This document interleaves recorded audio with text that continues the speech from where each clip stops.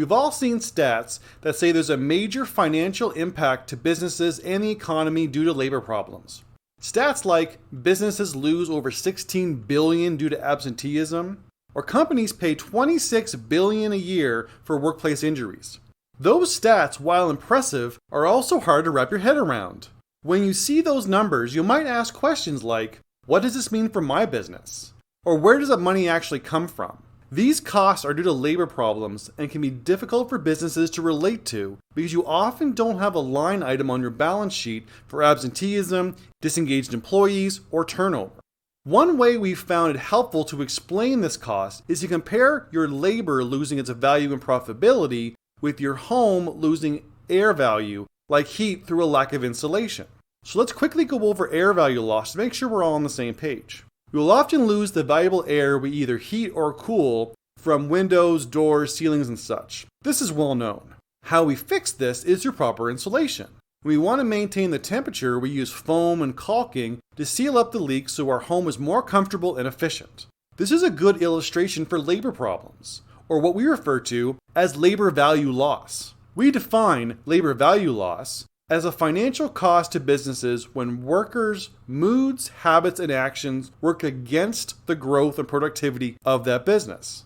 This financial cost comes from factors like how expensive it is to recruit someone new, the cost of training a new person, the time it takes for someone to hit their stride and reach full productivity, the apathy that spreads when people are disengaged, losing customers from having a reputation of bad customer service, and the drain all of these issues have on your overall culture and morale. One of the problems that people tend to have with those large stats we showed at the beginning, the 16 and 26 billion, is that we're often not sure where that money comes from.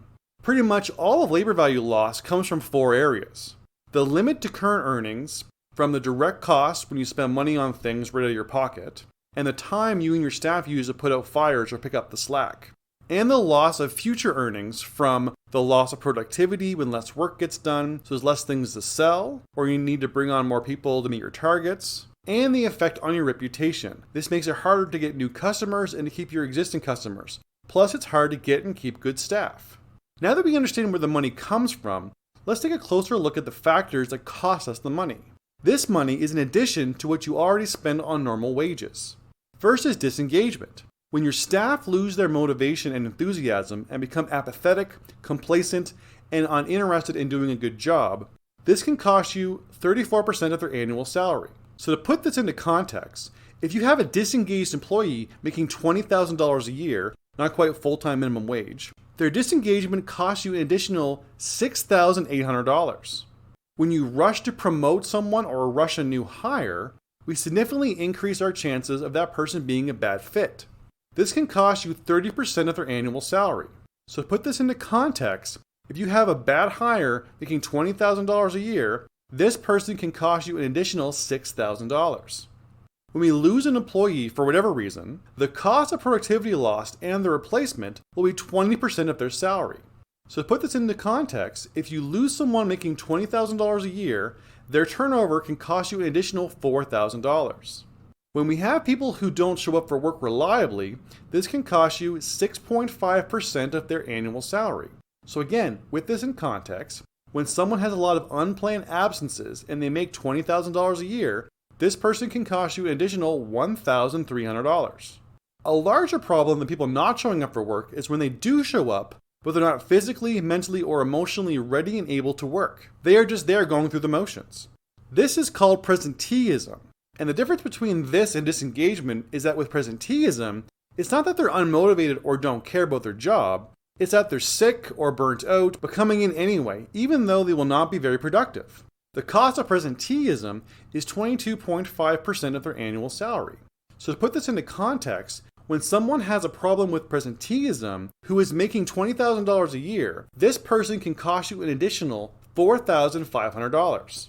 Like air value loss, labor value loss can eat up a large portion of your efficiency. So as you can see, the effects of labor value loss can really add up. Even worse is that the problems become even more costly when salaries increase. The real question is now, how do I stop labor value loss?